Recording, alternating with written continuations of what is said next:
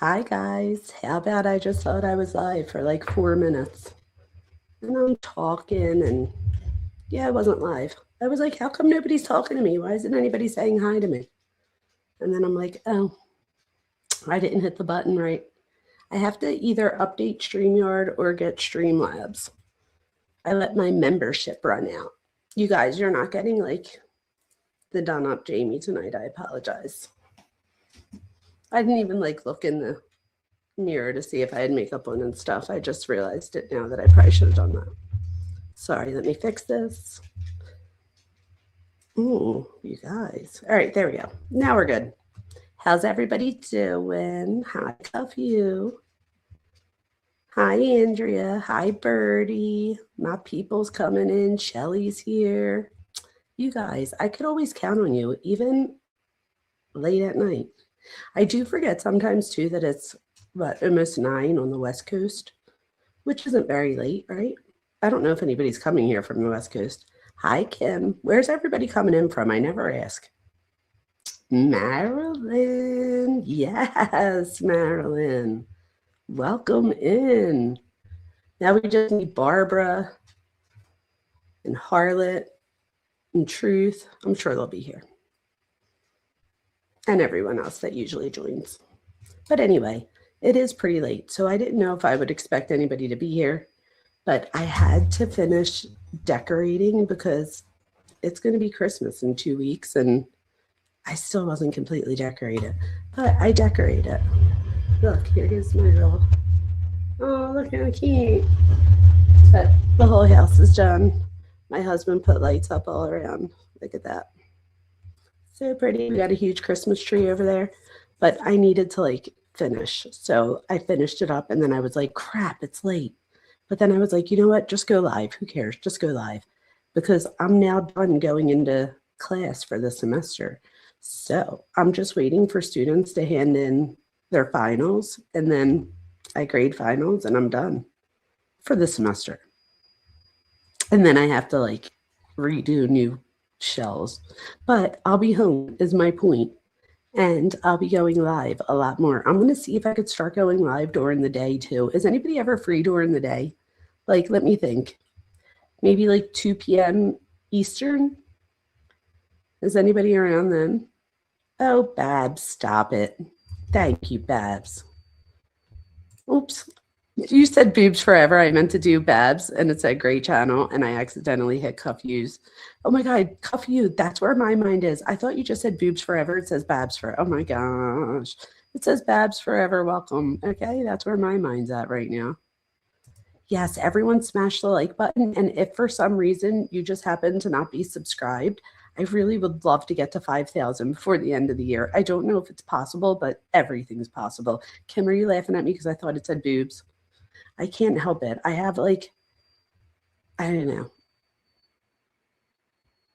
Oh, well, Andrea, very cold. Is it cold where you are, Andrea? Where are you? Let me see. Did Andrea tell us? You are in, okay, I don't want to say this wrong. You're in Canada. But wait, I know how to say this. Saskatchewan? Saskatchewan? San Diego? I am a jelly donut. I'm peanut butter and jealous. No, I'm just kidding. I'm not really jealous. But I do love, like, oh, amazing. Anyway, Queens in the house, Birdie. Yes. Yes, Birdie. You're actually the closest to me so far. I wonder if anybody else is closer. Texas? Yes, Kim. I love that there's like really, everybody is literally from everywhere. Drunk Turkey. What are you doing up, Daniel? Don't you have work in the morning? Daniel, I decided to go live last minute because I just decided to. So we're going to go over a little bit. You're closer, Marilyn. You're closer to me. Get out. Oh, you are in Florida? Oh, Cuff You. That explains it. You're in Florida. We know how you Florida people roll. I'm just kidding. A little crazy in Florida. It's good, though. We like crazy. Yes, Marilyn is closest to me, Marilyn says. Marilyn, I believe you. So I'm just going to go with that. Oh, yes, you are, Marilyn. Yes, you are. I'm having like a flashback. Yes, you are. Yes, Dan's here. Hi, Daniel. So, of course, you guys know that I came with, but I do still need to wake up early. I'm still winding down for my live. So, Daniel, when you fall asleep, nobody will be mad. Trust me, I do it all the time. I like to go in someone's live to show that I'm giving my support. I know that you already liked it, Daniel, because if not, I'm coming to Texas to beat you up. I'm just kidding. But yeah, make sure everybody hits like. You guys know that I definitely did a PowerPoint because that's just how I roll. So let me pull my PowerPoint up so I could show you guys. Oh, hold on, my PowerPoint. Oh, no. So anyway, while I'm getting my PowerPoint up, thank you guys for sharing with me where you're from. If anybody's coming in, welcome. You guys, I think, oh, Daniel, I'm really good at psychology. You want to see what I did? So you guys, Daniel asked me to go live on Saturday, and everybody knows pretty much that on Saturdays I try to pay attention to my husband because I feel bad. Anyway, oh wait, it's saying it blocked my screen. You guys could see me, right? Yeah. Anyway, so long story short, I'm good at psychology. So I created some, cuff you. Guess what I did though?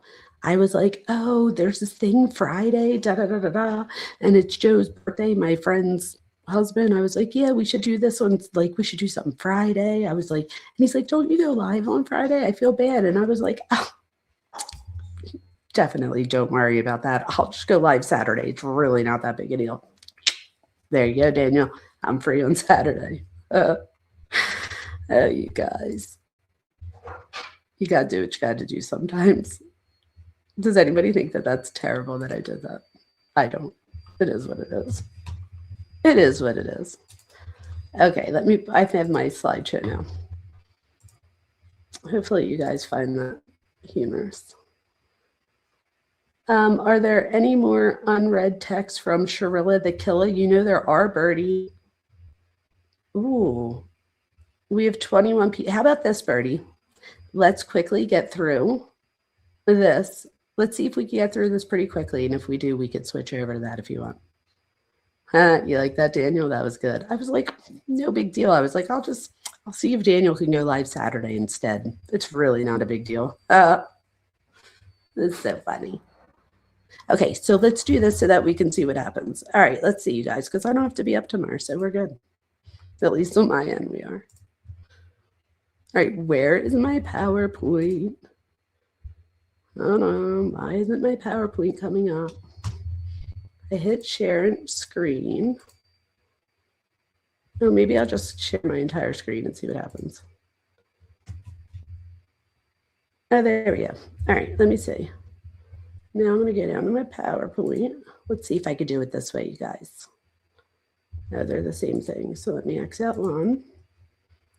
All right, let me see if I'm sharing this before I just start talking. But I'm also sharing my speaker's notes, and I didn't really want to do that. So let me see. Why can't I just get my PowerPoint slides? Oh my God, you guys. I don't know if you guys could see my PowerPoint slides, which would really stink if you can't. But I'm going to see in a minute what you guys see because I'm about to look. Oh, you can see it. Okay, I just have to figure out how to. Let me see if I could share this all by itself real quick. That might be easier for me because then I could put my notes on the side. This usually works a lot better, you guys. I don't know what I'm doing wrong right now. But I got this. Oh my God. Straight A, stupid. It's right here. Oh my God. Upload file. Let's go. I got it. Okay, I'm going to add it to the screen. It's processing. I don't know what's happening. It's processing. I don't know what that means. Come on. I added it to the stage, so let's see what happens. It's in the studio. I don't know why it's not coming out. All right, so, oh wait, I got it. Oh, there we go. All right, you guys, I got it. Oh, look at that. I never uploaded my slides this way before, and I kind of like it. I'm going to have to do it this way from now on. I didn't know I was doing it totally different, you guys, and I like this way better, actually. You guys could see it a whole lot better. Okay, you guys, here we go. Finally, 10 minutes in. Okay, so what is familicide? So familicide is one of the rarest and most psychologically complex forms of homicide. So it involves killing of a spouse and one or more of your children. And it's an act that shatters the intuitive belief that family represents the safest relational space that we have. And hopefully that makes sense, right? So when you're a kid, you look up to your parents for safety and security. So if you can't trust your family, who else can you trust? So we tend to put all of our trust in our immediate family. So when that immediate family, if you guys, there's a lot of familicide, unfortunately. We've been over Travis Decker. We never went over, oh my God, who's the one that killed his son, Paul? Oh my God, what's his name? The lawyer. You guys know who I'm talking about. But anyway, that was familicide. Chris Watts is familicide. So the thing that kills me about Chris Watts is, like, you'll see Cece, Alec, that's it, Alec Murdaugh, thank you. You'll see Cece just look at Chris and completely trust everything about him. So to think that she trusted him that night, and so did Bella, and he then goes on to take their lives, is just a little bit too much for a lot of people to handle. So psychologically, right, familicide, it often emerges from a convergence of destructive traits, not a single cause. So this is usually many things that come together that collide. So researchers categorize offenders into subtypes such as, so there's subtypes of this. So wait, hold on. Oh no, I'm not on slide yet. So there's subtypes, including self-righteous killer, the anomic killer, the disappointed killer, and the spousal revenge killer. That's the one we see a lot, is the spousal revenge killer. I believe that Travis Decker, we saw the spousal revenge killer there, where he tries to get back with his ex-wife. She says no, and within days, he takes the kids for his nightly, his custody, and they never come home. So I believe that was, and then eventually he winds up taking his own life, but it wasn't for a while after, right? So Chris Watts aligns most strongly with anomic profiles. So these are individuals whose self-worth is tied to external sources, okay? So either things like their career, their finances, lifestyle, public image, and those who experience identity collapse when those structures falter. So with Chris Watts, we see this. So this context sets the stage for understanding how narcissistic traits, fragility, and escalating pressure can transform into catastrophic violence. Chris Watts is a little bit different as far in narcissism as we usually see. When we think of narcissism, we usually think of like a Ted Bundy. Chris Watts is, he's also a narcissist. So although there's like covert versus overt narcissist, if anybody has questions about that, let me know. But I feel like I go over that often. Often this is tied to narcissism and desperation. Okay, so there are types of familicide, which I just went over, didn't I? Oh no, I didn't. Did I go over? No, I didn't. So for this one, oh no, what did I just do?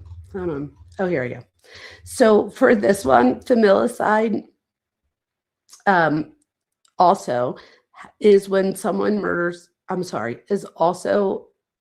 about control and ego, not emotion. That's what I'm trying to say. So it's about control and ego, not emotion. So that's a big part of this. There is an emotion. So This is also usually tied to a narcissistic personality. And with narcissistic personality often comes a different type of emotion. So it's not that somebody that's a narcissist can't feel emotion at all, but they don't feel emotion the way you or I do. They don't feel anxiety the way you or I do. They might not feel guilt and remorse the way you and I do. Oh, we have an ex in here that's a narcissist. So this is the deal. There's about 20 of us in here right now. How many people out of the, or there's more than that, how many people in here right now have a narcissist in their life now or have had? And if it's your ex, I would say that would fall under this, right? Because that means that you dealt with one. So Chad, let's see. So, Chad Dorman, yes, that is another one. You know, when you said Chad, I was thinking of, oh my God, what's her name? The one with Chad Daybell. Oh, there goes Thor, everyone. Thor always has to make his entry. Chad Daybell and Lori Vallow. In that case, that would not be familicide. That would be filicide. So there's a difference between familicide and filicide. Familicide is when you kill the kids and the wife or the husband, but depends, but it's usually a male, so it's usually the wife. Filicide is when you kill the kids and not the spouse. Then there's infanticide. So this is when you kill a baby within the first day of their life. So there's all different homicide, which is what most of us know of in true crime. So there's many different types of ending one's life. The one with the S, right? That's a big one. So far we have, I sort of do, my son-in-law's sister. Oh, you guys, it could be like really a lot too. I've never heard of this altruistic distortion. Oh, good. Well, we'll get into it. Okay. So with altruism, right? We often will, we will see that altruistic, oh my God, I couldn't get that out, is altruism is when we do something for people and we are not expecting something in return. There's usually like a sacrificing part of this, but let me tell you what this is. So let me tell you what an altruistic distortion is. So in formal psychological terms, an altruistic distortion would refer to like a cognitive or an emotional bias. So where a person misrepresents their reality. So usually, like I said last time when we talked before, a lot of this stuff, you guys, is subconscious, meaning that the person's not even aware that it's happening, right? But in order to maintain the belief that they're acting for someone else's benefit, even when the behavior or saves their own needs, or serves their own needs. So again, this is usually unconscious, which I always, not always, but I talk about often. And then it maintains the belief that they're acting for someone else's benefit, even when the behavior serves their own needs. So if you think about Chris in this particular case, this served his own benefit, right? So he did not, you would think that most people would say, well, why wouldn't you just leave? You could have left, you could have this, that, or the other. And that's the thing though, with somebody that has a narcissistic collapse, that is someone that can go through with familicide. You're not talking about like the average Joe there, right? And usually we see that this is someone who has like a perfection, or like they look like they're perfect, and not perfectionism where they feel like they have to be perfect, but where they look perfect to the outside. And that's what we see with the Chris Watts case. He looked like the perfect dad, the perfect husband, the perfect everything. And I usually say if it's too good to be true, it can be, right? Oh, you love these lives, Birdie. Thank you. I love you guys. I appreciate you guys. Oh, welcome in, Zach. How are you? Come in.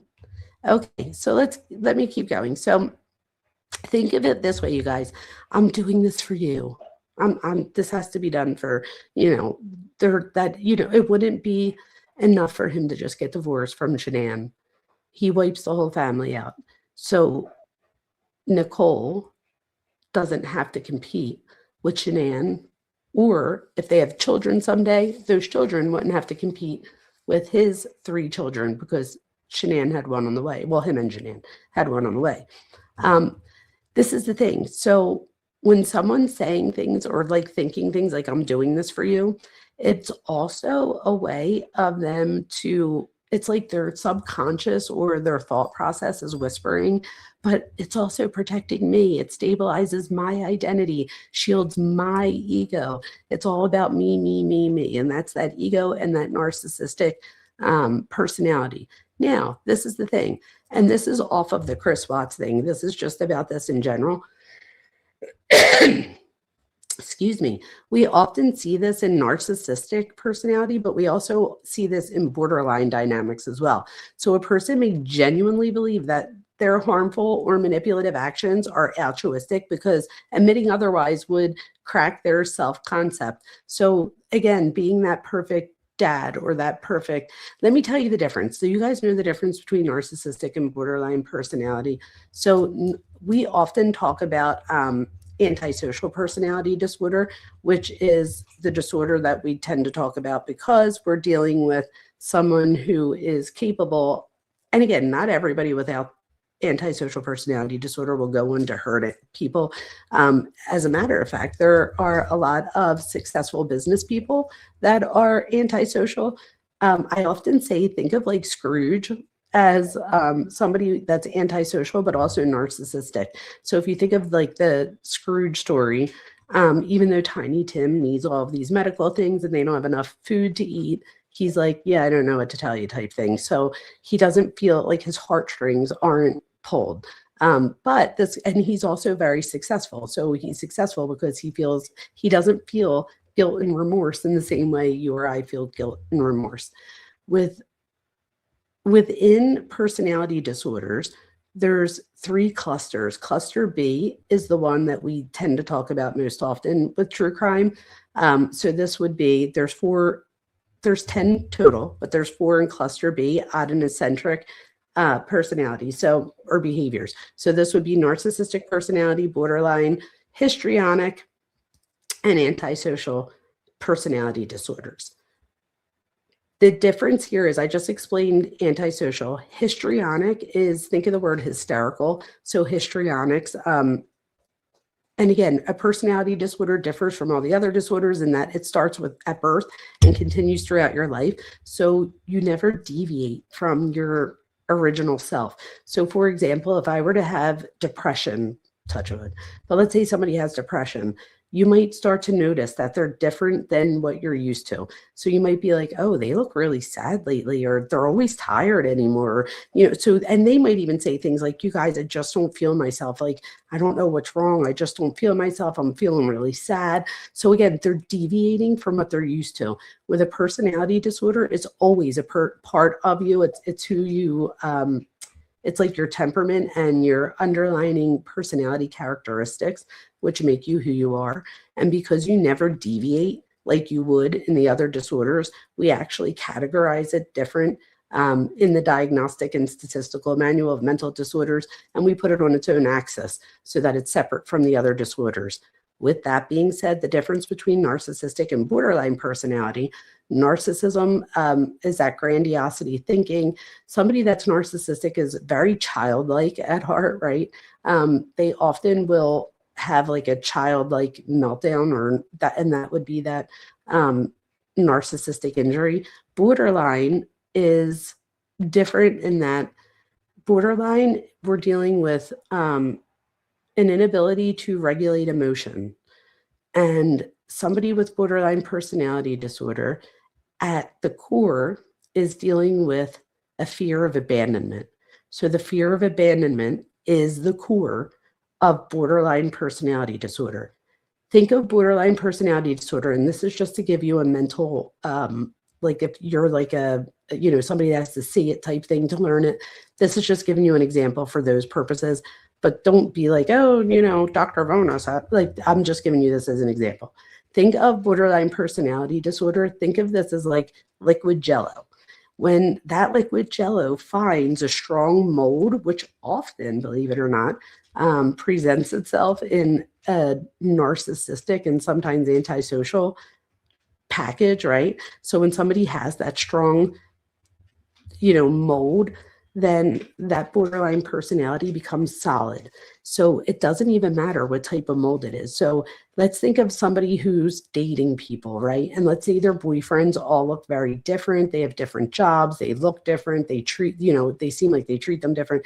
The point there is that they're molds, right? So one might be a Santa mold. One might be like a star mold. Another one, a Christmas tree. And then we have, I don't know, the snowman. So we have different molds. So all those molds are very, very different entities. But the point is that when there's a mold present, the liquid jello turns solid. So solid meaning that the person feels solid, that they feel good. They feel like they're secure. They feel like, things are going well. The problem is that there's a lot of manipulation that can be had in this type of dynamic, because the person that's providing that mold, the minute they lift that mold, meaning that the minute they decide that they no longer want to provide that mold, that person goes back to that liquid jello. And again, a lot of times that mold coming up would be that abandonment. So it would be like, that fear of abandonment, which tells the borderline person that you should have feared abandonment because you're about to be abandoned again. And it's just, I'm just giving you like the basics. So there's a ton more. I could go into this for a whole semester, but I won't do that. But we also see this with parent and child enmeshment. I don't know if you guys are aware of this, but enmeshment is when like you don't know where one person starts and the other one ends. So this is like you're breathing the same air. We usually see this in a mother-daughter relationship most often, but it can happen in other relationships. We often see this too, leading to eating disorders a lot of the times, because it's about control. And this is the thing, you guys, so is familicide, and so is a lot of the personality disorder characteristics that we talk about, and the different personality disorders.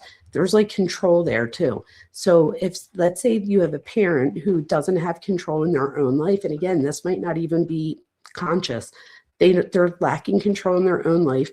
What do? They try to take control of something else. This often will be in the form of a child.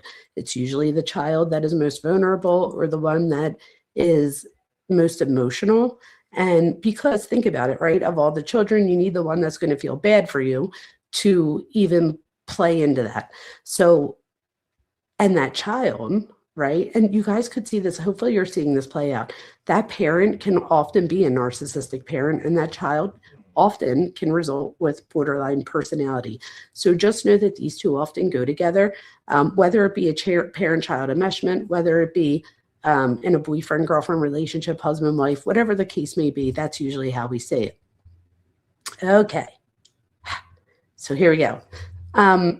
Offenders or manipulative partners may weaponize altruism. So going back to here, they may weaponize altruism to mask exploitation. And we talked about exploitation last night, right? So they reconstruct events through a lens where their choices, so not yours, their choices look good, even if they're self-serving or destructive. So again, it's that facade, it's that fantasy, if you will. So putting this back together real quick, and I'll give you an example.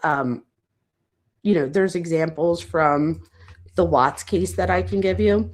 That might help us with this, because I do see him more in this particular light.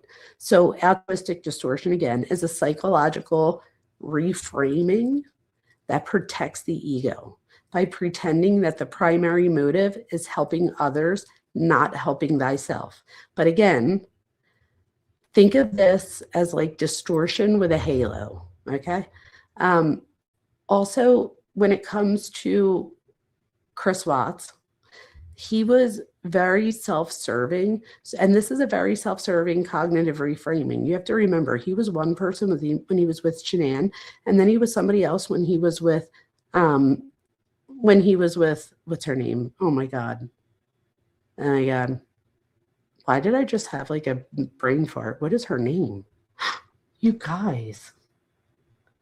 Nicole Kessinger. I don't know why I just had like a moment there. But anyway, let's think about it, right? So Shanann is this very strong personality. She's very strong. She's very she has confidence. She talks about how she didn't always have confidence, but she does now. All these things, right? She is definitely the one that speaks her mind in the relationship. And I don't think that their relationship allowed for his ideas. And if they did, he just didn't like he didn't capitalize on that. Where when he meets Nicole Kessinger, she gives him that like attention. She wants to know, well, what do you think? And he's like, wait, what do you mean? What do I think? Because he's so used to somebody telling him what he thinks. We're telling him how things are going to be. And again, I am not victim blaming Shanann. She did not deserve to have what happened to her happen to her. I'm just saying that when you have a strong personality, the other person, if they don't let their voice be heard, they're often easy to just fall in line and do what it is that they're told, right? So then also keep in mind that Shanann would say things to him like, you know, I'll take these girls away from you. What about with Nutgate, right? So at the end, Nutgate, he was this had to do with his mom and Shanann, you know, with Cece having tree nut allergy and them going to North Carolina. Shanann said that she wanted all of the peanuts out, you know, all of those things. I get that. Apparently, long story short, his mom has ice cream in the house that has peanuts in it or something close. It has peanut, you know, whether it was made somewhere where there was peanuts or there was peanuts in it. It was something that Cece couldn't have. Another granddaughter's eating it. Cece wants some. Shanann freaks out. Why do you even have it? You're trying to kill Cece. Da da da da. And then she tells Chris, you're not seeing your parents, or the kids aren't seeing your parents. So then when he comes out to visit, he goes and sees his parents when he's in North Carolina, and he wants to see his parents with his kids. He wants to see that together. And no, that's not happening, right? Because if you guys remember, Shanann was saying things like, this world is dangerous enough. I'm going to keep them from dangerous people, or, you know, all of these things. So with that being said, this is classic, like he reframed her saying, I could take these girls away, because she did threaten that. If you guys remember, she's like, and you have to remember, he does everything for these girls. She does things too, but I don't know if you guys ever noticed, there's so many videos where she's like having a conversation with, you know, the live, and he's in the background playing with the kids, or he's in the background, you know, giving the bath, and again, I don't know, maybe they have something where when she goes live, he takes the kids, you know, to the playroom or something. I don't know. Could that be possible? Sure. But she'll tell us, she'll be like, oh, I wish Chris was home so that he could do the dishes. Or like, Chris, guess what you're doing tonight? You're doing the dishes, buddy. I'm like, why would you say that on a live? Like, and I don't know, do you guys like tell people what to do, or do you ask? Like, I don't know. I don't even have to ask. If I cook, other people in the house just, I guess, assume that they should clean up. Maybe that's how I raise them. I don't know.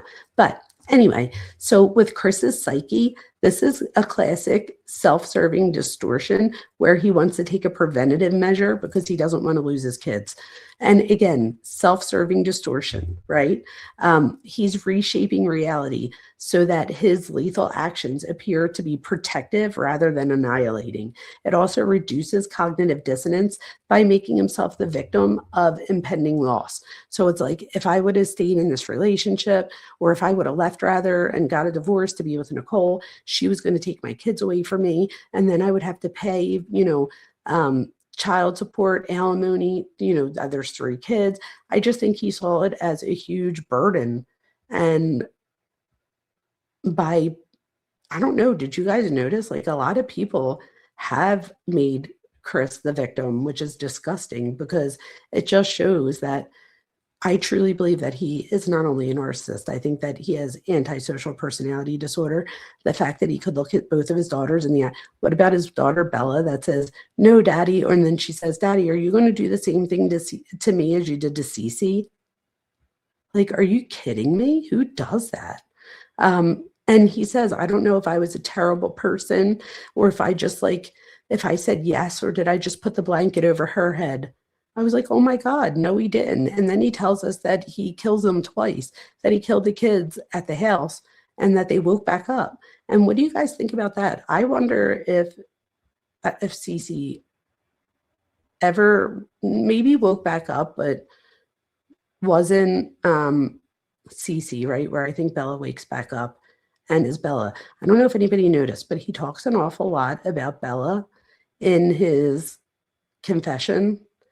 He doesn't talk as much about Cece, and I wonder psychologically what that's about.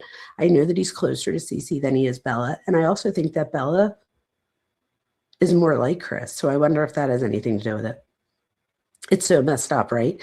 And for anybody that doesn't know, he winds up bringing the kids with him to dispose of the mom, who he puts in trash bags and lays at the foot of the floor, apparently. And then, hi, everybody that came in. Hi, Truth. Who else did I see? Joanne, I think. Who else? Anybody else that came in, welcome. And thank you for, Will, thank you for being here. Maybe one reminds him of his wife. That's a good one, Will. Could be. Who would you two think? I mean, who would you guys think if you were to say that one of them, I'm just going to take my picture off for a second so I get a drink. What do you guys think as far as if one of them did remind him of his wife, which one would, in your opinion, do you think is more like Shanann, Bella, or Cece? I'm just curious to see what you guys think. And then I can weigh in on what I think too. Bella was sad and skittish oh, cuff you. You're not kidding me. And not only that, Bella started to get she started to act out, and she often acted out over, yes, Bella reminds me of him too. I agree. Bella reminds me of him. And Cece was like, Shanann, that's right. And this is the thing so you guys are so smart. So I agree with you. And the thing is, Cece was his favorite out of Bella and Cece. He tells us that. He says that he felt closer with Cece because, he didn't know what to do with Bella, is what I think he said. He said, I didn't know how to be a dad with Bella. So then with Cece, he felt like he had that bond with her. So with that being said, going back to what Will said, Cece being his favorite and the most like Shanann, I wonder what that dynamic was like at the end, right? And that's a shame. Yes, I also loved it when Bella would tell Shanann no. Or if Shanann was like, say hello, and they just weren't always responsive. I used to love that too. Also, all right, so it's real quick. Let me just say one more thing and then I'll move on. So when his double life cracked, right? His father husband versus fantasy life with Nicole, his core identity shatters, right? So his altruistic distortion becomes the psychic duct tape, if you will, to hold his mask together, if that makes sense. So he also, in this case, what we would call avoiding ego death. So he accepts full responsibility. Accepting full responsibility, would mean destroying the version of himself that he needs to believe in. So he's the good guy. He's the quiet neighbor. He's the doting dad. So this distortion lets him keep that illusion alive. If you guys remember that he says that Shanann killed the kids and that he then hurt Shanann, I was like, wait, what is wrong? What is happening? That's not what happened, but that's what he says happens. So these altruistic narratives, they often emerge when the suspect, or in this case, Chris, attempts to negotiate their moral grounds. So in their heads, if I did it for them, then I'm not I'm not irredeemable. So it's like, and again, he's not irredeemable in his head because he believes in God, right? And he finds God, and he genuinely believes that God forgives him, that his kids forgive him. I don't know how, but he's allowed to have his children's pictures in there in his room. I always thought that that was weird. It's like, are you kidding me? Hi, Roger. Welcome. Welcome, Andrea. Or did I already say? I think I might have already said hi. Okay, so yes, he's got to be the loving father. Da da da da. Da. So let's go to the next slide, or we'll be here all night. Okay, so why the Watts case fits familicide? So it's because it fits this self-preservation type. He wanted to erase his collapsing life. So he wants to explain his collapsing life. And I mean, I just said explain, he wants to erase his collapsing life. And by doing so, he then can give Nicole what he thinks she wants. So I don't know if you guys noticed, but there's a few times where Nicole manipulates him. And I think he's used to being the one that gets to manipulate others because yes, Shelly, his unborn son too, who, you guys, he was going to name Nico Lee, and Nicole's name is Nicole Lee. Imagine that. Imagine that. So he wanted to name him Nico. Could you imagine if Shanann had the baby and they named him Nico Lee, and then they get divorced and she finds out that he is dating someone named Nicole Lee? That's terrible. It's terrible, right? Chris is Chris Lee. Oh, I didn't know that. Okay. So then I get that. But Nico, tell me that doesn't sound just like Nicole to you. All right. So yeah, so I agree with that. So let's talk about the double life collapsing. So he was able to ride this double life out as long as he could. I don't know if you guys remember, but towards the very end, he goes out to eat with Nicole. Shanann calls him out on it because she asks him, and I think he says that he had a piece of salmon and a beer or 2 beers. And she calls him out and says, yeah, no, like you spend too much money. Here, he used his debit card that night, where before that, he was using gift cards. So he was able to better hide going with, and my thing is like, did he use gift cards? Like he must have used them everywhere. They must have been like Visa gift cards or something where they're like redeemable anywhere Visa is, because he literally used gift cards for everything.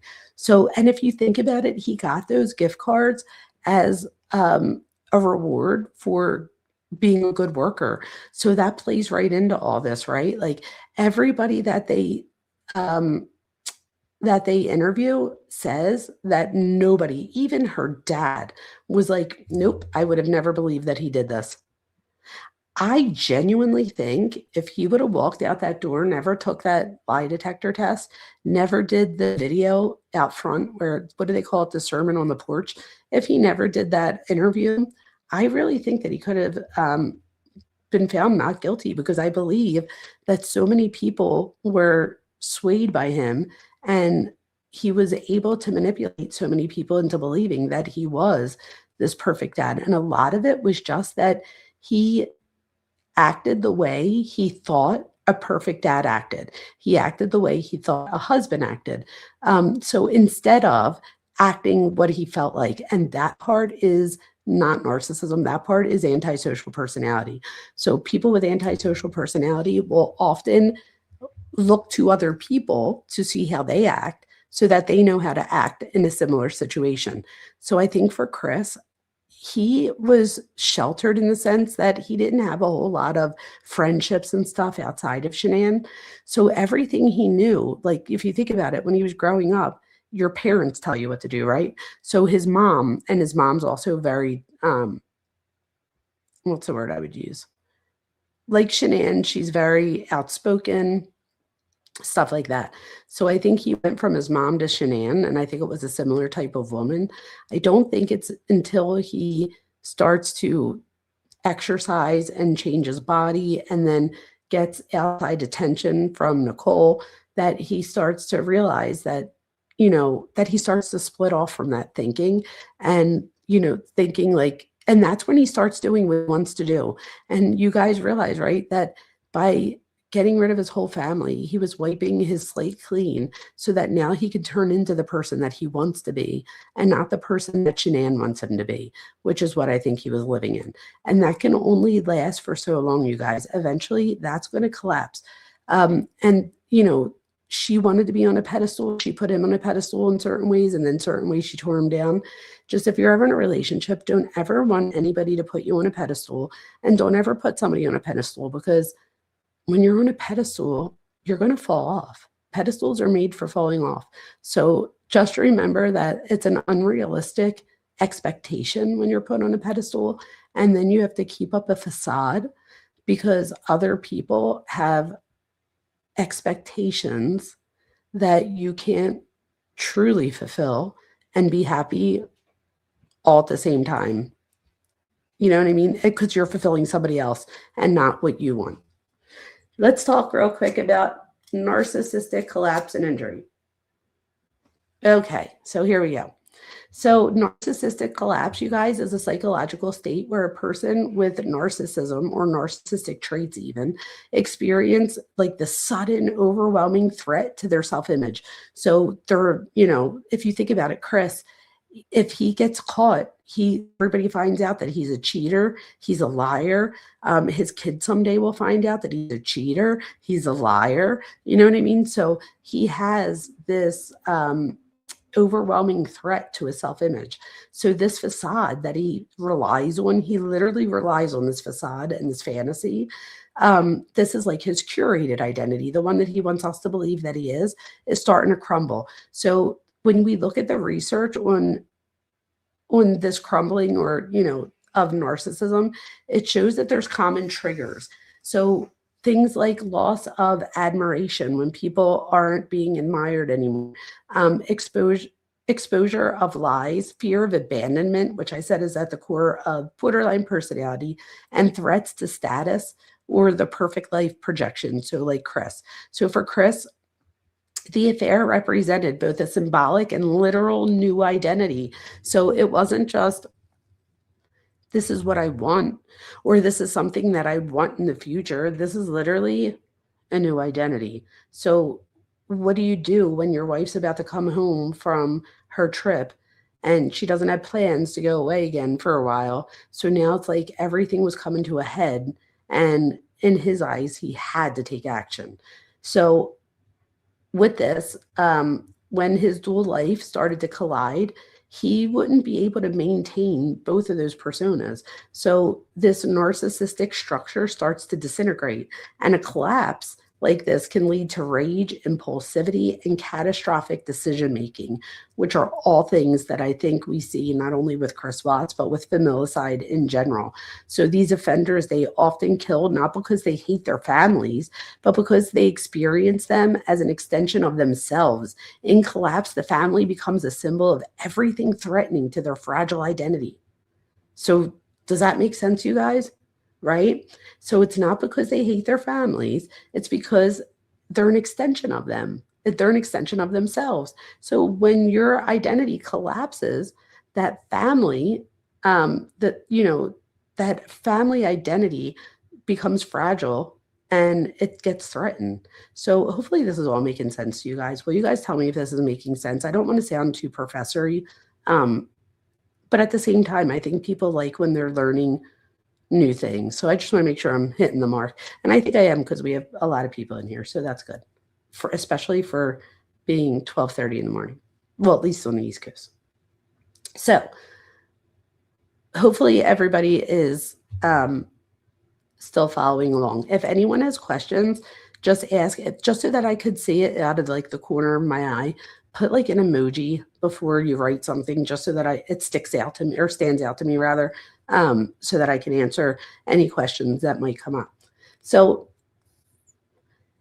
we have this fragile image, right? And this need for control. So when it comes to your identity breakdown, this occurs when your sense of who I am becomes destabilized. So in developmental psychology, I teach that adults with a rigid identity structure, especially those who are reliant on external validation, are at greater risk when confronted with major life stressors. So for Chris Watts, that would be him. So his identity collapse was visible in his rigid personality shifts. He had inconsistent. I also think that that rigid personality collapse, that also goes with that schizoid type as well that we also saw with BK. So I don't know if you guys see that similarity here, or that commonality, if you will, when it comes to rigidity and things like that. Sorry, I need a drink. One sec. Okay, yes, this makes so much sense. Oh, good. Totally makes sense. Perfect. That's what I want to hear. Awesome. Oh, good, you guys. Merry Christmas to you, too. Okay, it says, yeah, but if you're killing someone to hide an affair, the woman who would stay with you is just as bad. Amen to that. Roger. Roger that. You don't see what similarity? Oh, between BK and Chris Watts. So the similarity, I'm not talking about in like what they do. I'm talking about in the rigidity. So how, you know how people thought that BK was OCD, and really I said that was like a rigidity. It was like part of like a personality trait. That's what I meant by the similarity. So that similarity in like they don't, neither one of them needed friendships, even though they did need friendships, obviously. They didn't have friendships outside of just their immediate family. So they both were very structured. They were both, think about like their weight loss journeys, like everything. And that's a narcissistic thing too, right? So everything that you weren't, you then try to become. So it's like if somebody thought that you were less than smart, you become a doctorate student, right? If you're overweight and you get teased for that, or if that's just something that's held you back in life, now you start to come back. So for BK, he lost 130 pounds. For Chris Watts, I mean, not for nothing. I don't know if you guys saw him when he got arrested, but he was fit. So, you know what I mean? So I'm sure that made him start to feel good too, as far as being appealing to others and then getting admiration as well from others. So he also had inconsistent emotional responses. So there were times where Shanann would tell us things in text messages that we wouldn't necessarily see for ourselves, but you believe that they were there, right? I guess it was because the rigidity was for different reasons. That's exactly right. But I think the thing that I want to teach you guys here at Cuffview is that although they're for different reasons, just like I always say, like somebody can have partners that look very different. They can have very different jobs, things like that, but they have like a core personality trait that people attract themselves to. That's what I'm talking about here. So their rigidity was very, very different. However, it was the same characteristic, and that was my point. So I think you get what it is that I'm saying here. On film with the girls, he seemed to love them and they adored him. Shelly, that, Cece, I mean, Bella did too. They both looked at him like he was the best thing that ever happened. But I think of that there's like one video where they're going like do, and then he goes like they go back and forth, him and Cece with like his necklace. It is the cutest thing. They adored him.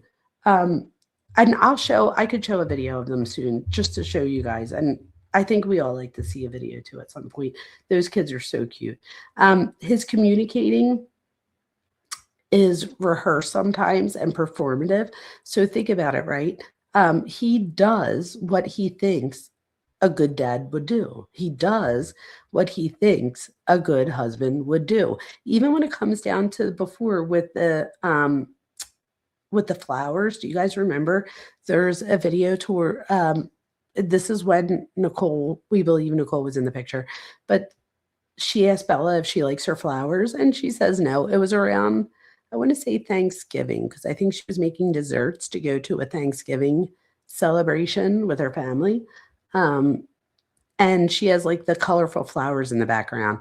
So she was in my opinion, he's very awkward in the fact 100%. Oh, Daddy is my hero. I could punch him for that. I hope he heard that song. I don't know that he did, but I hope he did.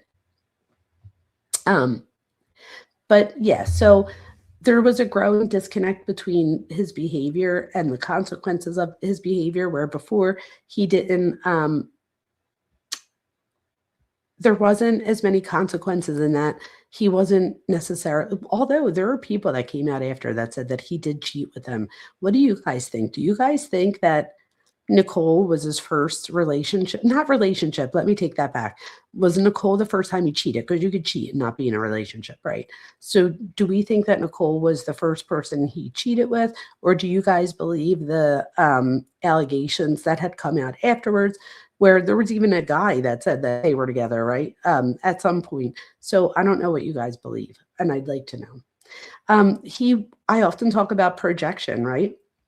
So the projection of blame to Shanann, he would do that in subtle ways. So his interviews show hallmark signs of identity diffusion, which is typical in cases where individuals reject the version of themselves that are tied to responsibility, adulthood, fatherhood. Instead, they gravitate towards fantasy identity that feels effortless and admired. When reality threatens fantasy, the fragile structure fractures. I feel like, so when I wrote that, I feel like that I wrote Chris Watts, but this is another one where I feel like we could insert other names, right? So, and again, what I said was that these are individuals that reject the version of themselves tied to responsibility, adulthood, fatherhood, or whatever it is that, a good student, whatever it is. Instead, they gravitate towards fantasy identity that feels effortless and admired. When reality threatens this fantasy, the fragile structure fractures. And I see this as a commonality amongst many of the people that we've gone over on this channel. Okay, so when that fantasy, real quick before I move on, oh wait, let me see, what's my next slide? Psychological red flags. Okay, so real quick before I get to the psychological red flags, when we talk real quick about fantasy, because I was just talking about that fantasy, when their reality threatens their fantasy, the fragile structure fractures. With that being said, when that fragile structure fractures, the narcissist has to reset. So it's reset button. Hi, Joe Neal. Bonjour to you. Sorry, guys, I'm taking a drink real quick. One sec. Andrea, everybody should talk to a therapist. All right, let me turn my camera back on. Okay, so hi, y'all. Hi, everyone that's in chat. You guys, can you do me a favor and subscribe? I'm really trying to get to 5,000 before the end of the year, and I could really use your help. It would help me a lot. And please like, subscribe, share, all the things. Hype. The hype's a new one now. I like that. Anyway, back to real quick, just to go over the reset button. That reset fantasy is a psychological escape, you guys. It's a mechanism that's frequently noted in cases of familicide. So this is something that we see often in cases of familicide. And this is the belief that one can erase their current life, including the people in it, and start fresh without consequences. And think about that, you guys. I mean, it never ceases to amaze me that people don't think. Like, think about how many criminals don't think like 2 steps ahead to be like, I'm probably going to get caught. You know what I mean? Dissolved, and there would have been nothing less, but finding Shanann Watts would have alerted them regardless. Wait, even if he did get away with it for a few years, eventually they would have been found. That is true, but the thing is, truth, once they would, and no, I don't know that they would have been found. Let me tell you why. And you guys are saying about the bones or truth or whatever. I don't think so. Let me tell you why. I don't know about the oil disintegrating them, but I do know that site was being closed down. And I think that site, like they were going to be closing it down soon.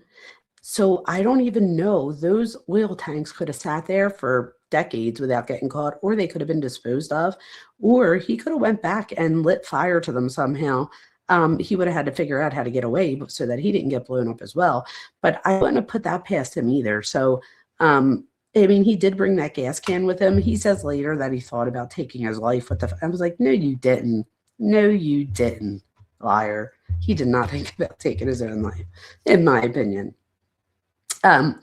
So this is not just a delusion, this like whole reset button that they think, or that they could erase their whole family without anyone knowing.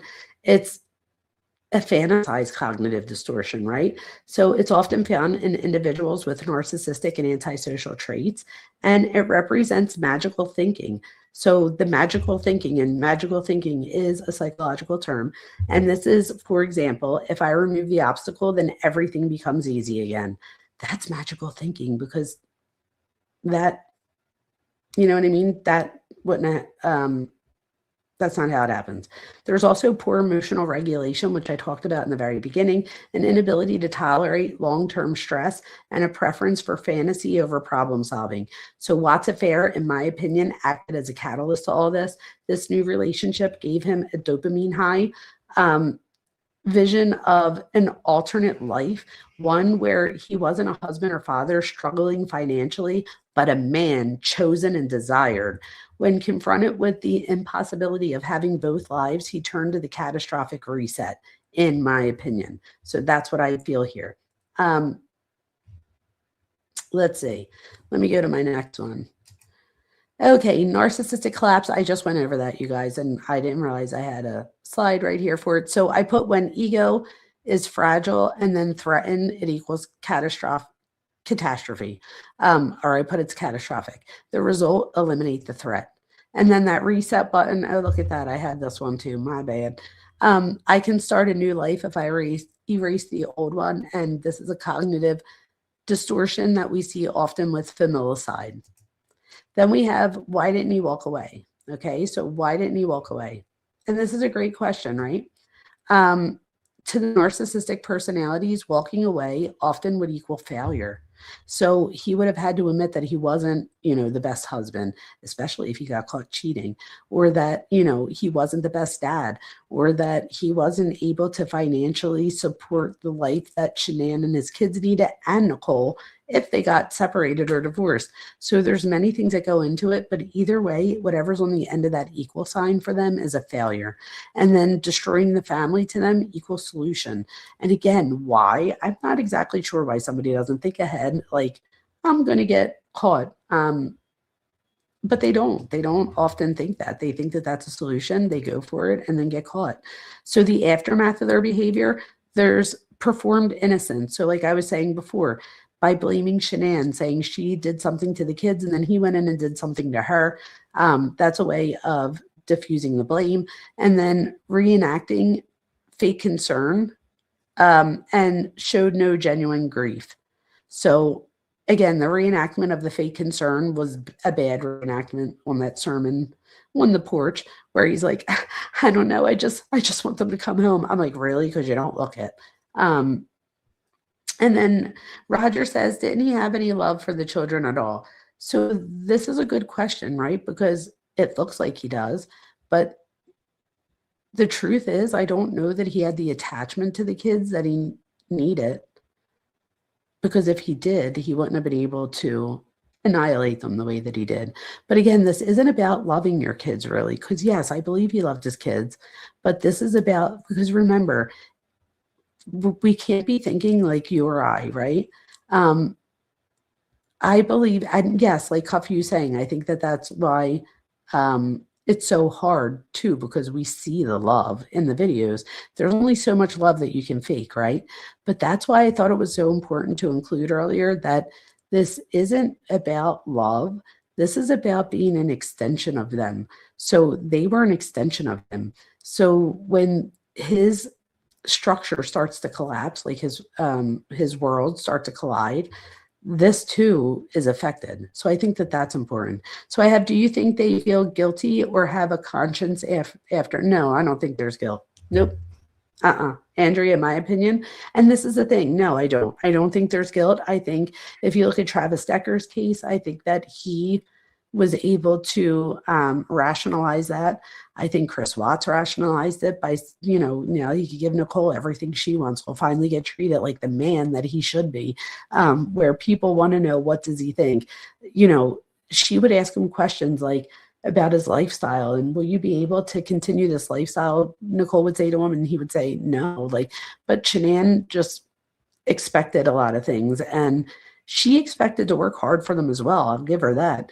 But they were about to have to file bankruptcy again, which just showed that they didn't learn the lessons from the first one. Or they, realize, I don't know. I guess they didn't learn the lessons. But no, I don't think that there's guilt. That's the thing about someone who has antisocial personality, which I think Chris is antisocial. They don't feel guilt and remorse. Think about a serial killer. Think about Chris Watts. Forget the serial killer. Think about Chris Watts. He not only kills his daughters twice, he tells us that, he kills Shanann and his new baby, and then brings them to oil tanks. And the fact that this is telling. The fact that he doesn't kill both girls and then bring them to the oil tanks is huge. Forget tanking them, meaning like on the ride. I mean, the fact that he gets Cece, says that he smothers her, then walks her up the steps, opens the cab, drops her in, all while Belle is watching. Even when he takes Shanann out of the car, both girls were still alive then, he says. So I don't know. So Truth says, the solution was all he thought about when he zoned out in kill mode. 1,000% truth.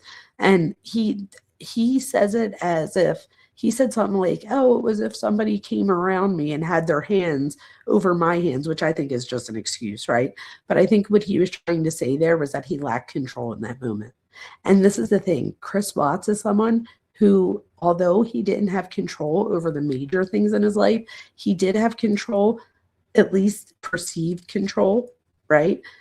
So this was just a loss of control in that moment. Cuffew says, just think about how sloppy he was with Shanann Watts and her burial. Wait, what? Oh, where he leaves the blanket? You guys, he just leaves the blanket that he wraps her in just out in the field. I was like, wait, what? Joan says, do you get irritated when people say things like, I'm like any other normal person, or it was a normal day? With what is normal about anything? So Joan, it's funny you say that. I always say, why don't we say that we're whelmed? Why do we have to be overwhelmed or underwhelmed? Do you ever just say you're whelmed? I think about these crazy things too, right? Not that they're crazy, but no, I don't get irritated. Because I think, like you just said, what's normal. So I think when I hear someone say well, I'm just like any other normal person, my initial thought is what's normal. And sometimes I'll say what's normal. As a matter of fact, Joan, I always say here that we're we put the fun in dysfunction, right? What is normal? Like you said, and normal differs from person to person. So forget country to country. This literally differs person to person. In my household, it could be normal to have dinner at 5. In your household, dinner might be something that you get, that you fend for yourself. Not you personally, I'm just saying. But we could have very different norms within our own personal lives, let alone our morals and values. So when someone says that they're normal, or, and that that they just had a normal day, to them, I think what they're saying is that nothing that violated social norms or relationship norms occurred that day. And I don't expect them to say that either, but I think that that's what they mean. So this is the thing, Joan. I don't get mad at anybody or frustrated. My best and worst quality is playing devil's advocate. My husband, truth is my husband as a female, but my husband, let's say we're driving and somebody cuts him off, I'll be he'll freak out, and I'll be Rye, relax. He'll be like, do you really think like that person didn't go out today? Like, oh, how can I piss Ryan Vona off? I'm like, something must be going on. Like, relax. And like, he'll look at me and he'll be like, can you just ever take my side? Like, sometimes he just wants me to be like, fuck you, and just like freak out. So I did that, you guys, a couple weeks ago.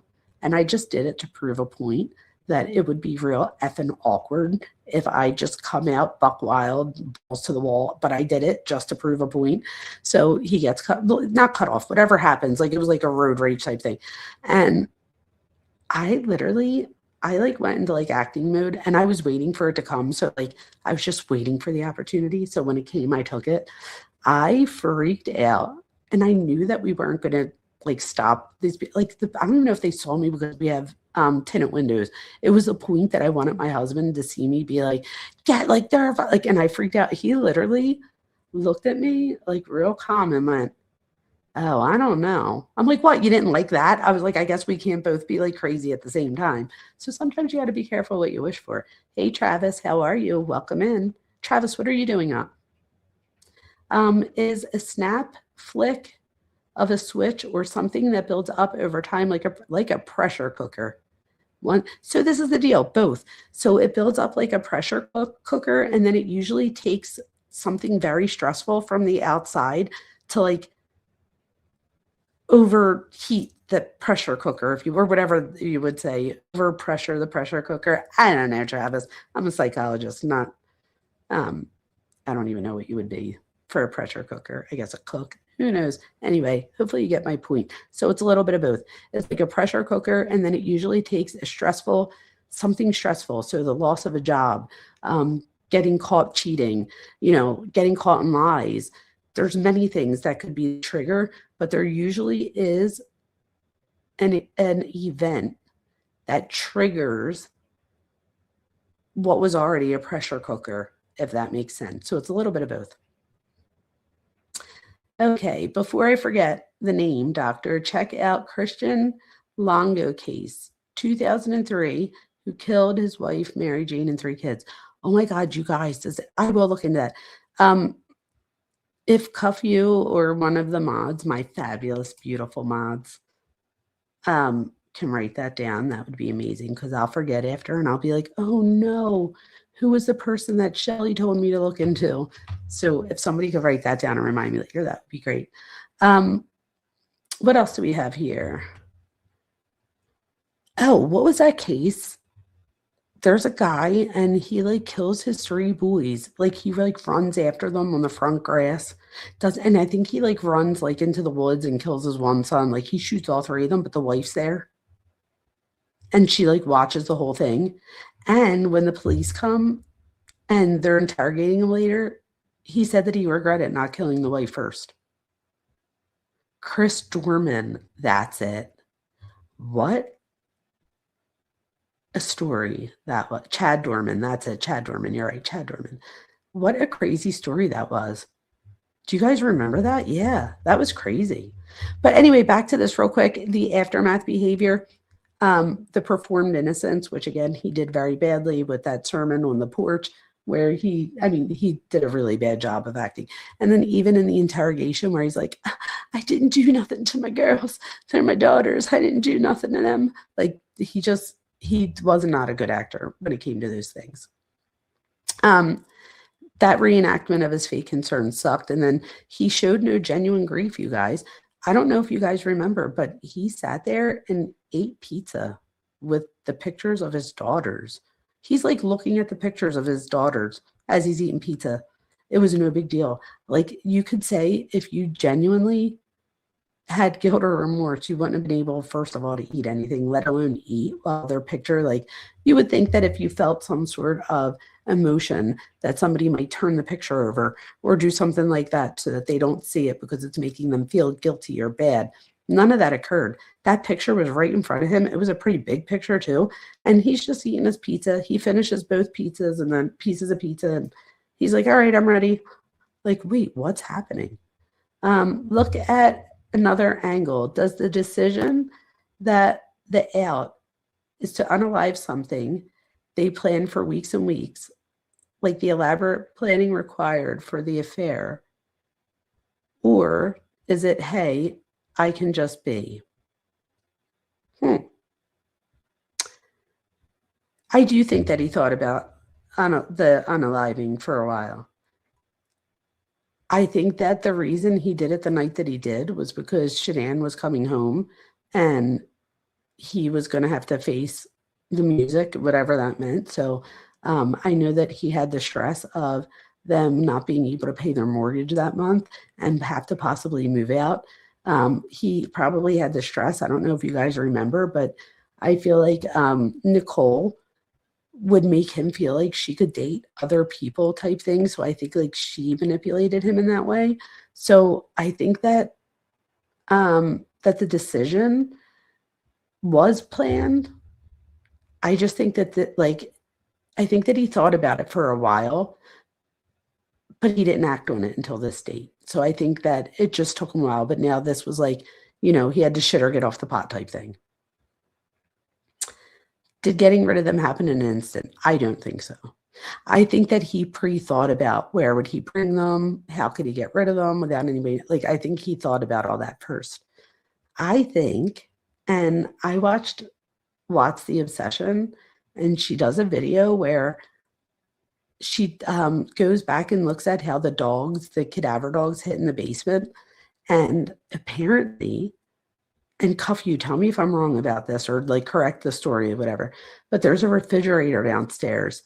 And apparently after he unalived Cece in the house, which is what I don't understand, because how would a cadaver dog, unless Cece was unalived at the house and never woke up again, which if that's the case, he like should go to hell right now and back. I mean, he should anyway, but if Bella had to sit in that truck with like her unalived sister.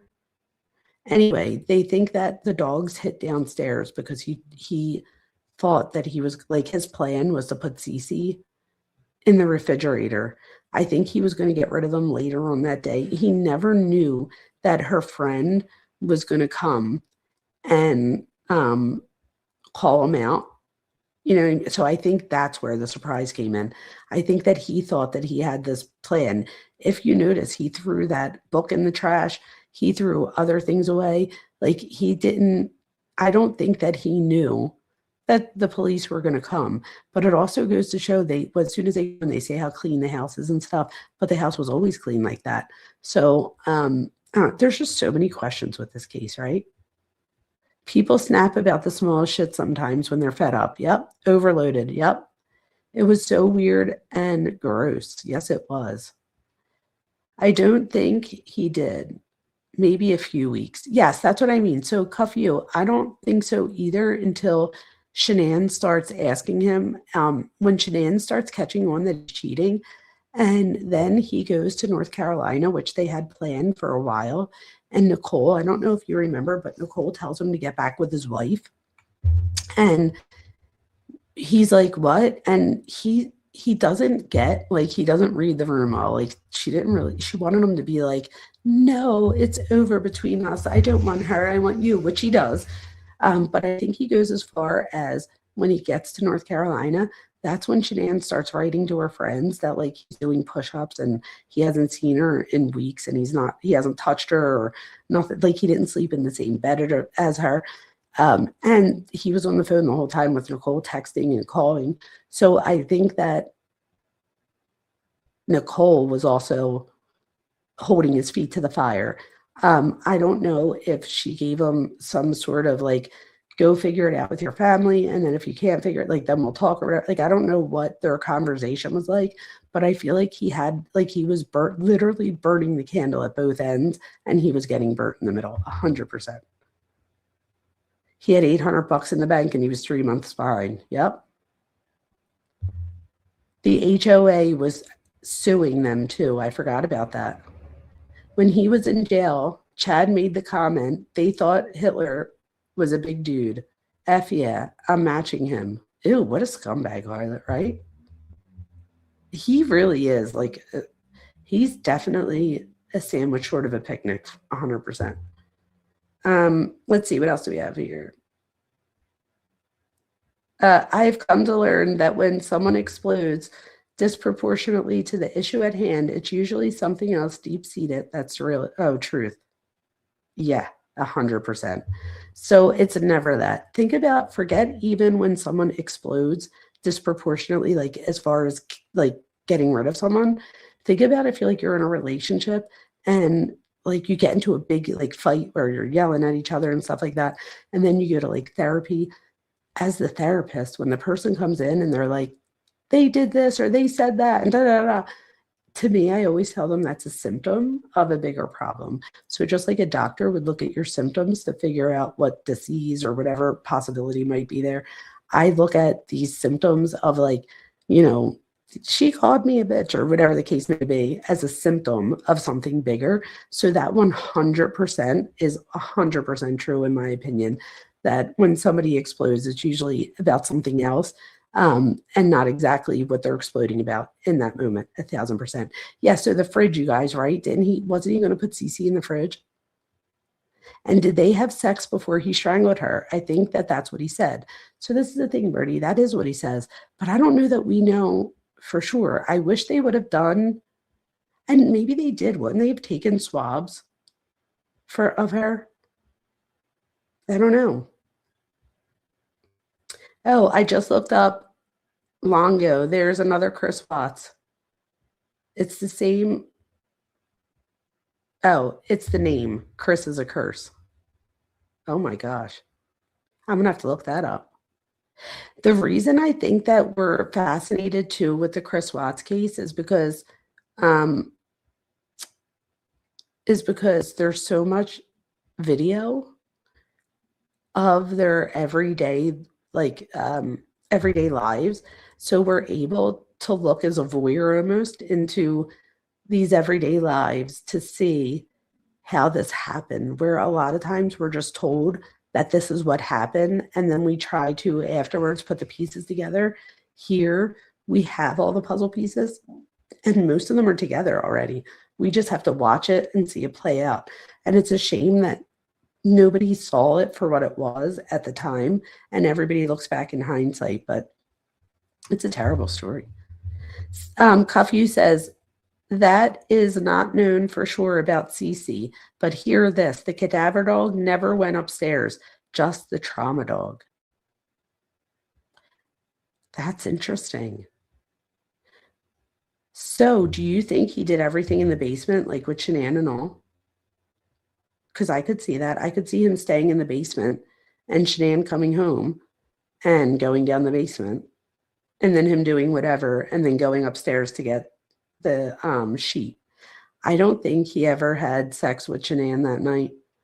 I think that he had to say that he did so that he could put himself in the room with her, because if he were to say that he was like lying in wait in the basement for her, then that's premeditation, and that really goes against his image or what he wants others to perceive him as.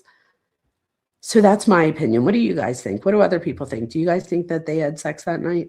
I wish we knew for sure from the autopsy. I think I'm twisted for being obsessed, Cuff. No, you're not. I was home sick today and watched videos on this for 10 hours. I've watched them hundreds of times. Oh, Andrea, have you ever been here in our chat? Or did you just come across us because you were looking at videos? If so, isn't that crazy how things work, right? So that's like you were meant to be here. Did you hear the kids giggling, the ghost body cam? Oh, I think I know what you're talking about.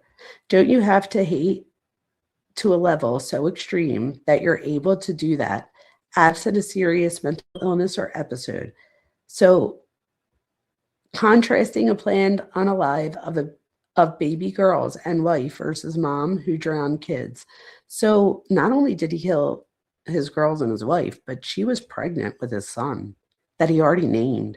So that kid already had an identity. So in my opinion, he killed 3 kids and a wife because, I mean, that baby was Nico. He knew that. And he had to know that once Shanann stopped breathing, I mean, I forget how far along she was, but I feel like you were able to, like, she was showing already. So if that's the case, I wonder if the baby was moving yet, and how weird is that, right? Like, I wonder if he thought afterwards, like his baby was still alive for a few more minutes. It's just terrible to even think. Don't you have to hate to a level that extreme? So, yeah, not hate. You have to be enraged. So don't think of it as hating someone else as much as losing control within yourself and then becoming enraged, which you could also say could be hate too. But I think it's more about that loss of control, ego, that results in like that rage, but it could also be a hate too. Go watch the real body. Oh, yes, the kids giggling. I do not think it was a toy because they could not recreate it. Not only that, you're right, Cuffy. Not only that, don't they say that? Like the officer and the lady in there, even the cops heard it. Yes, that's what I was saying. Yes, they heard it in there. Yes, that was creepy. The neighbors' video footage at the end, you guys, was so creepy, Andrea. Wasn't it like the trailer for the upcoming season of American Horror or something?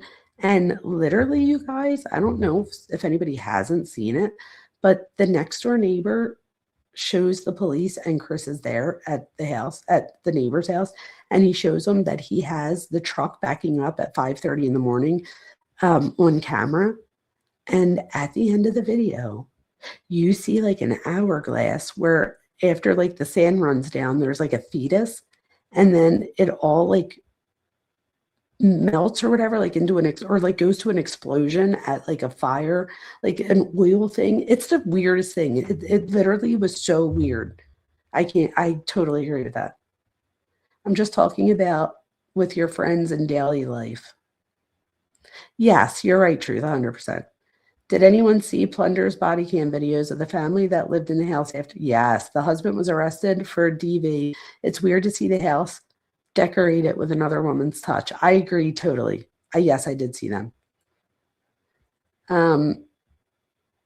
Let's see. Oh, so Cuff gives us a bunch of names of people who completed Familicide. Christian Longola, Tony Todd, Chad Dorman, Chris Coleman, Robert List, Travis Decker, Lindsay Clancy. Lindsay Clancy. Okay, so let me tell you. Yeah, Lindsay Clancy. Yep, Lindsay Clancy. So I think the girls were giggling at the dog. I don't think so either. No sex. Oh, yeah, no sex. One of the dogs alerted under Bella's bed.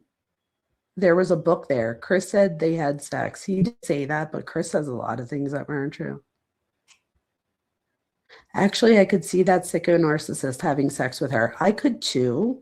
However, I feel like he was either talking to Nicole that whole night. Like, I just feel like, and my thing is, if in North Carolina, he couldn't even like sleep in the same bed with her. He even tried to give her an Oxycontin to try to unalive the baby. So I don't know that. And the thing is that, okay, so if he's not doing it because he wants to do it one more time with her, you could say, okay, he's doing it because he wants to have sex, but he could have sex with Nicole. So I don't know. Or that could have been his final thing where it was like he has power over her. And now, like I said earlier, he now has power over her. If you guys remember, he said that he sits on top of her. And I don't know, maybe he has sex with her and then kills her. It's like he gives her life. Oh my God, think about that, Andrea. When you have sex, right, you could procreate, and which she is pregnant. So by having sex with her, that's like life. And then afterwards he kills her, which is death. Maybe he did have sex with her. I don't know. I don't know, you guys. He might have. That's really, you just made me connect a few dots, Andrea. Thank you. I've been here once before. I found you watching videos, though. Oh, I thought I remembered you from that time. Well, welcome back. Thank you for coming back. 15 weeks. So then she was feeling the baby. So if she was 15 weeks, then she was definitely feeling the baby move. Whose brain did I put him in? Wait, what's this? Whose brain did I put him in?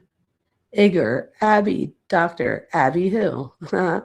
Nico, Nicole, coincidence? Hi April. April, that's what I said. Her name's Nicole Lee, and they were going to name him Nico Lee. Could you imagine if they got divorced, him and Shanann, and then Shanann already has the baby and calls him Nico Lee, to find out that the person your husband was cheating on you with is Nicole Lee? That would be crazy. Rage, yes, much better word, rage. Or evil. I would say rage. You could say evil. I guess that more depends on like a spirituality thing. You could still be spiritual and say it's rage, because that's what I'm thinking, but I could see how somebody would also say that that's evil. Yeah, thanks for being here, everyone. Can you guys please hit subscribe so that I can possibly make it to 5,000 before the end of the year? It's so creepy. He is already dissociated with his wife a long time ago. Oh, yeah, Deborah. Hi, Deborah. Deborah, I agree.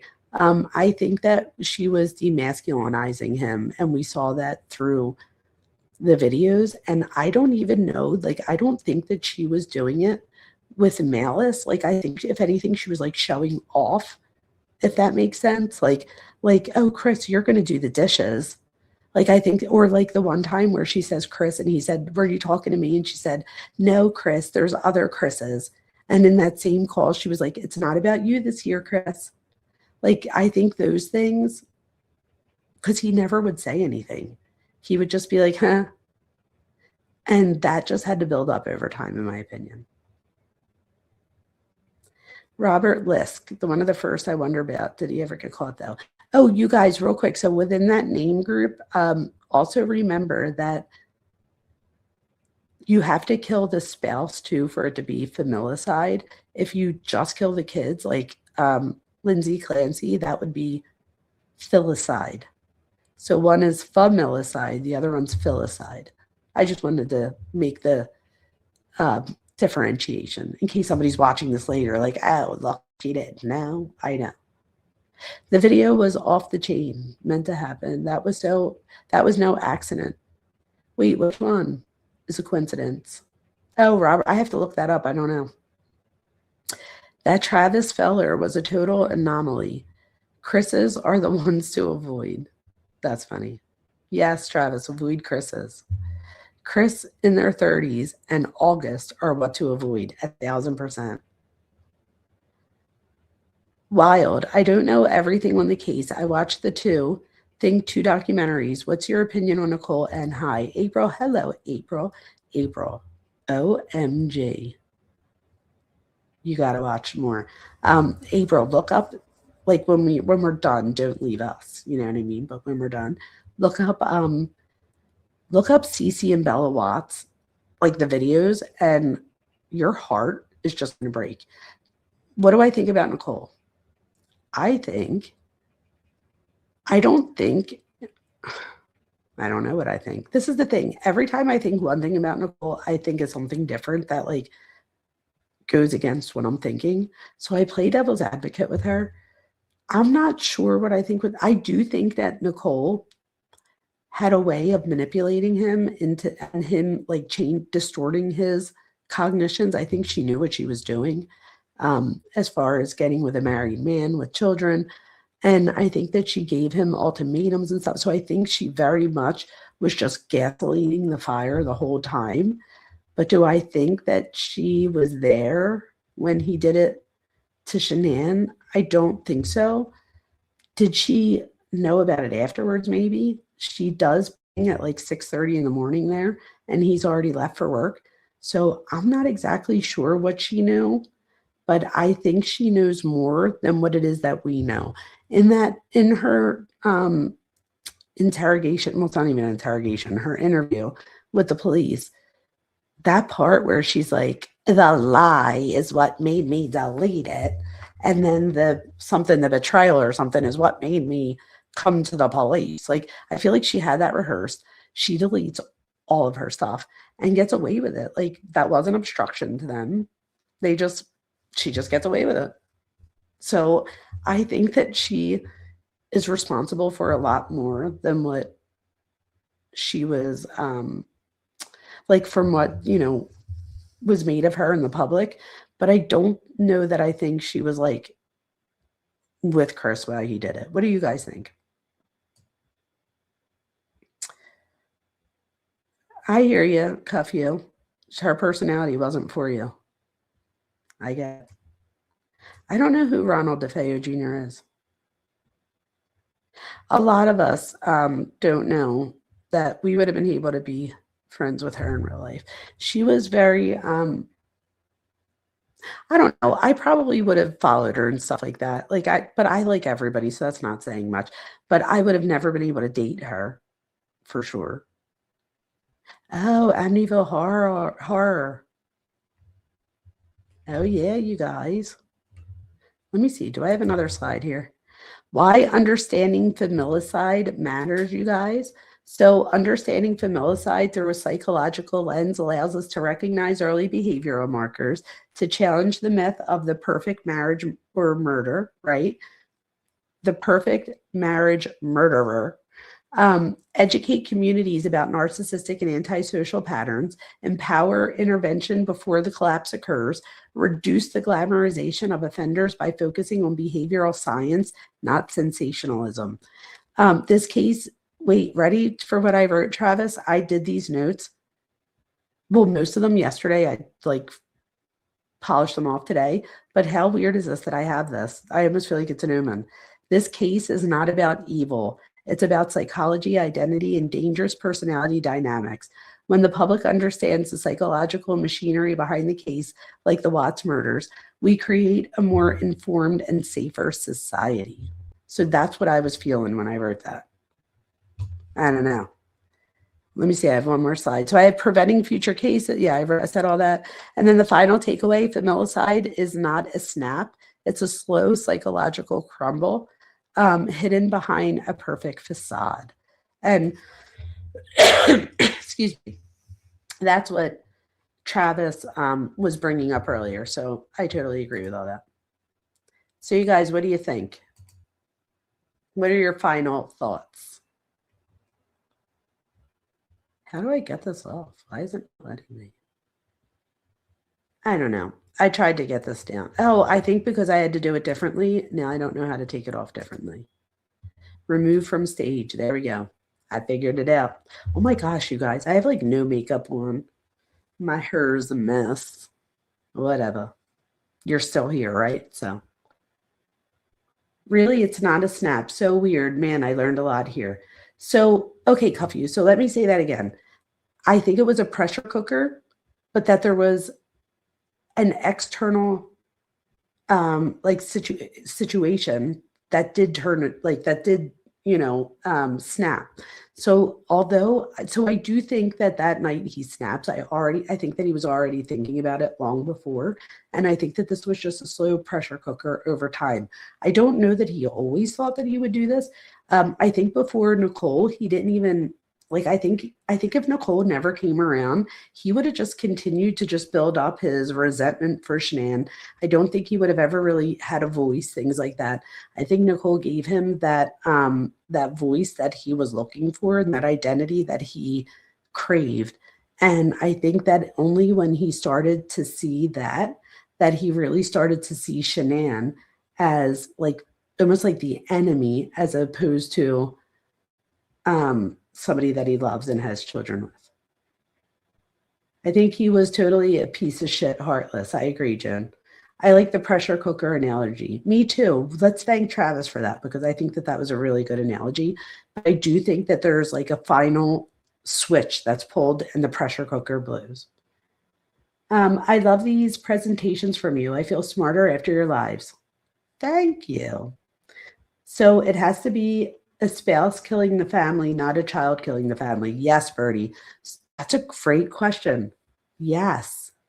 So this is killing the kids. That's a good question. If you're the kid and you kill the family, wouldn't that still be familicide? That's a good question. Birdie, now I'm going to be up thinking about that. That's a good question. Wait, let me see if I could let me see if let me just see what this says real quick in my research stuff. Let me ask my research. There's a site called Mendeley, and it's where it keeps like all of the like research and stuff. You could even look up my research in Mendeley. But anyway, I'm just going to ask it a question and see what it says. So I guess we'll find out. Is a child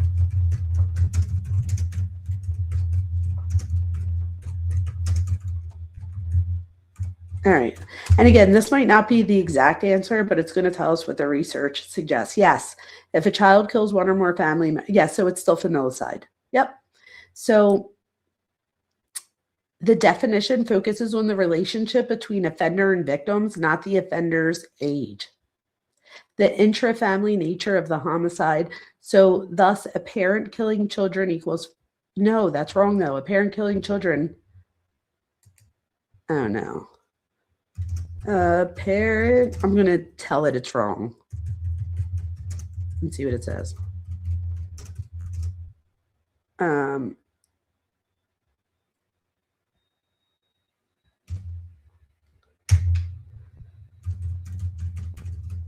right, let's see.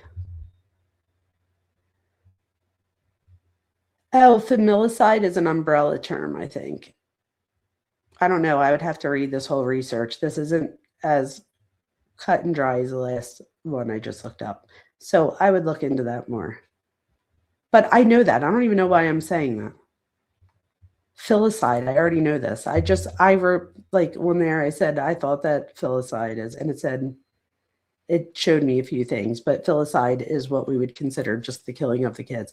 So I think familicide, from the quick research search that I did, which I wouldn't really put 100% into because I never just, search the research I always like to see what does the literature say in both areas, and what did I find more literature, like what position is there more literature for. So I didn't really get to, read all of it, but yes, I believe that makes sense, that that would be considered that too. So, oh wait, did you ask? Why don't I ever think to ask AI? Duh, Copilot's AI, isn't it? So wait, what does it say? What did you say? Let me see. What is it when the kid kills? Great question. Per Copilot. Look up wait, what was the answer to that? Oh, fratricide is killing one's brother.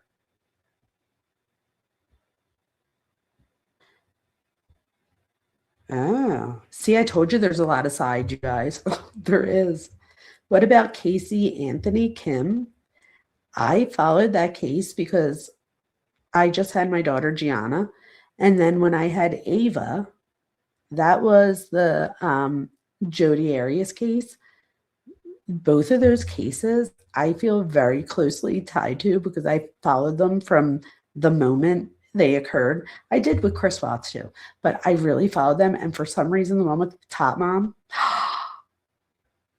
truth, Top Mom. We're going to do Top Mom. You guys. Truth, they're never going to see you. Truth looks just like Casey Anthony. I can't take it. Like twins, you guys. So much so that if I was Truth, I would have probably stayed inside for a few years because I would have been afraid that somebody was going to come for me. You guys, identical. She's prettier though, Truth, but identical. I'm telling you. I was obsessed with the Casey Anthony case. So was I. I was too.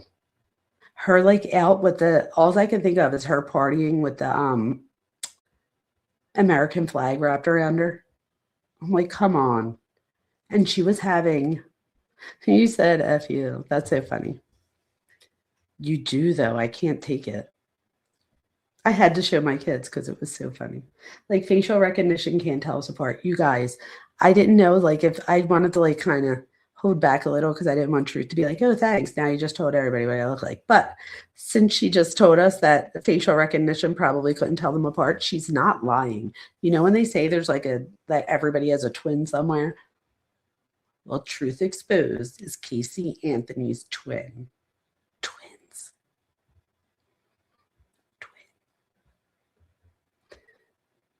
Crazy. Anyway, so yeah, I literally couldn't help myself. I was like, oh my God, why do you look like Casey Anthony? Why do you look like Top Mom? I can't take it. But we're going to do Top Mom eventually, for sure. Well, that's what Nancy Grace always. Do you guys remember when Nancy Grace used to call her Top Mom? Top Mom. She would get so mad. Top Mom. But anyway, you guys, it's been lovely. There's still so many people here. I love you guys. You guys are great.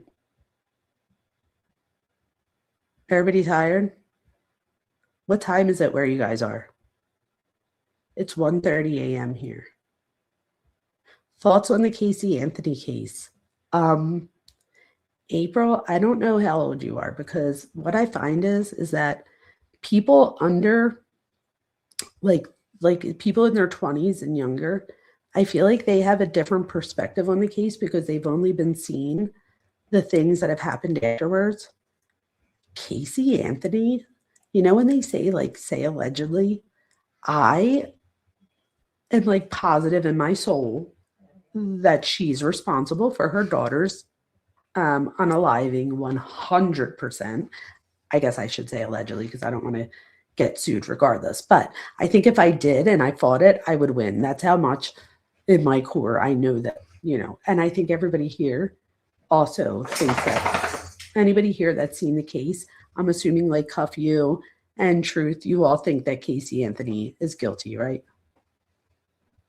Okay, so April agrees. What else do we have here? Absolutely. Okay. Oh, Truth says I showed the lady my ID. Y'all, I told her I was only showing her my ID so I wouldn't end up in jail because she was about to catch these hands. Don't ever trigger someone's PTSD, you guys, especially not by calling them Casey Anthony. Don't do that. That's not good. But could you imagine? So yeah, she already had somebody that like thought she was Top Mom. I would have like hid. She was like the most hated person in the world at the time. Not even in the country, like the world. Everybody hated her at one point. What about the mom and dad? And you think Zanny was the Xanax? So do I. I always thought that too. However, there was a woman named Zenaida Fernandez Gonzalez, and I think she's a piece of trash for, you know, saying that about the lady, because now that lady, you know, had repercussions from that. But I do think that Xanax probably played somewhat of a role. That is called Family and Slater, Familicide. All right. Oh, hi, No More Lies. I just bookmarked a video where a mother sold her daughter for $1,000 and she ended up dead. I can't imagine any of it. Me either. Remember, me either. Think about how unattached you have to be from your child, that you could end their lives, right? So remember all the guys that waited outside the courtroom to propose to Casey? Yes. She was like, yes, you're right. So she was like, loved or hate it. But I think nowadays, I think like the newer generation, I think that they watched, this is the thing, Casey Anthony, in my opinion, is a great example of how a manipulator can convince you, or others, not you personally, because she didn't convince me and probably none of you, that she's innocent. She did that whole thing. She like brought Kaylee's pictures and stuff and fake cried. I was like, the tissue boxes need, you know, Kleenex needs to call her because, I don't know. She used the same Kleenex the entire time. That was crazy. Either way, I hate her. when she took the investigator, to Disney World and led them around the offices saying she worked there, Birdie, right? And it wasn't until they got to the end of the hallway that she was like, yeah, I don't work here. I was like, wait, what? Like, how do you do that? I do not believe her dad essayed her. Not at all. What she did to her parents is disgusting. And the fact that her parents have made it through is a testament that they could, get through anything. Worst actress ever. I saw right through it. Oh yeah, made me sick too, April. And that 31 days, I love when they do call and the 911 caller says, why didn't you call 31 days ago? I was like, yes, because I was thinking that at the time. So when it finally got released and she said it, I think all of us were like, yes, exactly. Where were you for the past 31 days? That was crazy. And the only thing is, I think that we need to get into that case. As you guys know, that I have, Thor's like, all right, it's enough now. As I have my, Thor, what are you barking at? Oh my God, it's probably that animal again, whatever it was the other night. Hold on one second, because everyone's sleeping. Thor.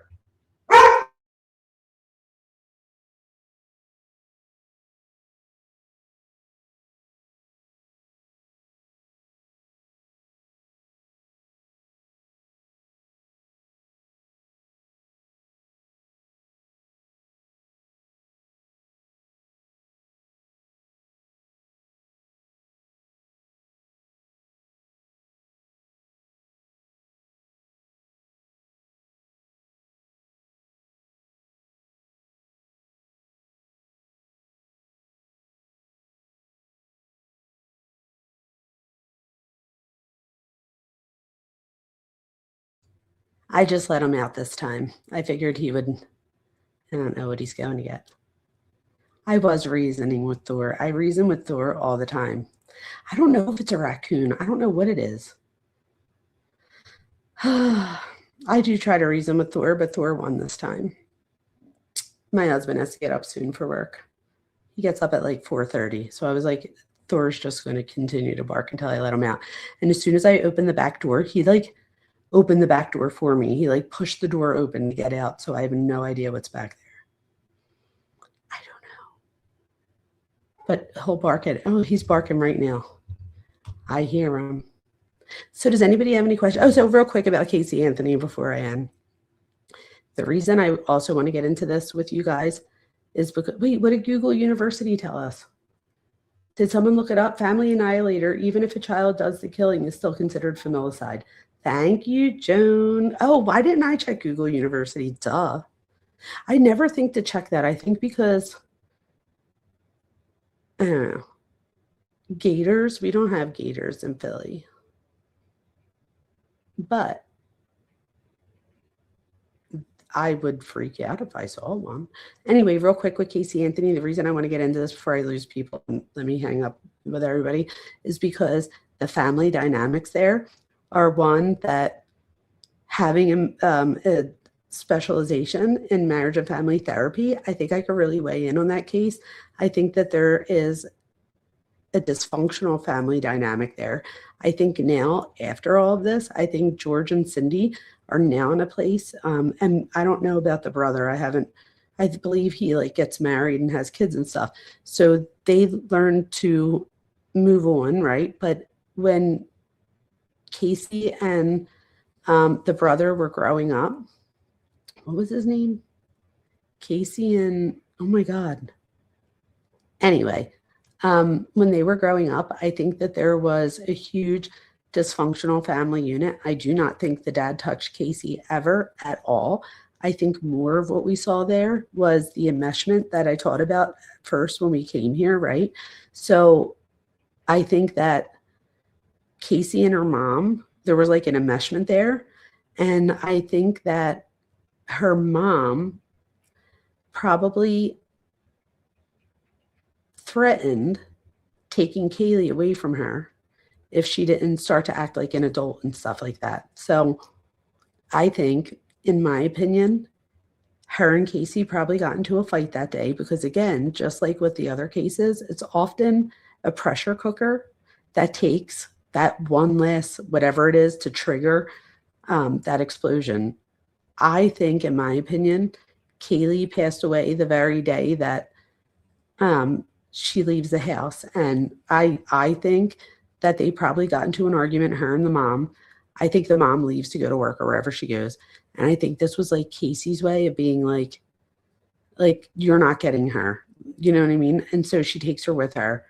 And I don't know. What do you guys think? Do you guys think that, I don't know if I believe that she would have kept like drugging Kaylee so that she could continue to be young or whatever she was doing, or if she meant to annihilate her and just like everybody else, just assume that it was never going to catch up with her. And it kind of didn't, right? Because she's doing documentaries now where some people believe her. And even if people don't believe her, she's hated enough that people tune into her. So she's still going to get paid regardless. I think Cindy threatened custody. So that's exactly what I think too. That's what I think. I think that she probably did it often. She was probably like, if you don't stop, I'm taking this kid.